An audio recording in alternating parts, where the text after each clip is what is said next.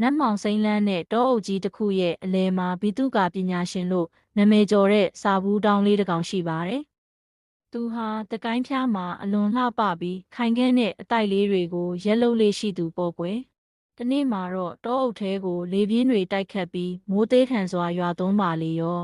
။တောထဲကငှက်ငယ်လေးတွေဟာနားခိုစရာနေရာရှာရင်းပြရာခတ်နေကြတာပေါ့။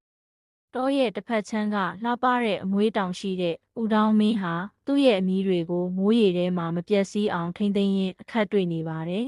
။ဇောက်ထိုးမှုမျောပြန်တန်းတတ်တဲ့ဇောက်ထိုးငှက်လေးတွေကလည်းတစ်ခေါင်းထဲကိုအမြန်ဝင်ပုန်းကြရတယ်။မိုးတိတ်သွားတဲ့အခါမှာတော့တောအုပ်ကြီးဟာပိုပြီးဆိုပြီးသွားပါတယ်။အဲ့ဒီအခါမှာတော့တစ်တောက်ငှက်ကတစ်ပင်အိုကြီးတွေကိုတောက်နဲ့ခောက်ပြီးစီးကျက်လိုက်လို့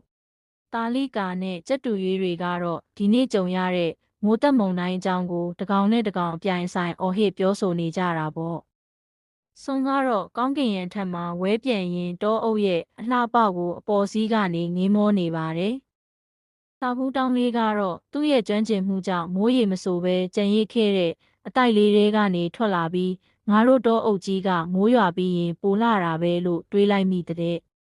ငှက်ကလေးတွေအားလုံးဟာသူတို့ရဲ့သဘာဝအတိုင်းအစာရှာရင်းတေးဆိုရင်းနဲ့တောအုပ်ကြီးကိုပြန်လည်သက်ဝင်လှုပ်ရှားစေခဲ့ကြပါတယ်။ဒါဟာသဘာဝတရားရဲ့ရိုးရှင်းပေမဲ့လှပတဲ့တောထဲကငှက်ကလေးတွေရဲ့နေ့စဉ်ဘဝတွေပဲဖြစ်ပါတယ်ရှင်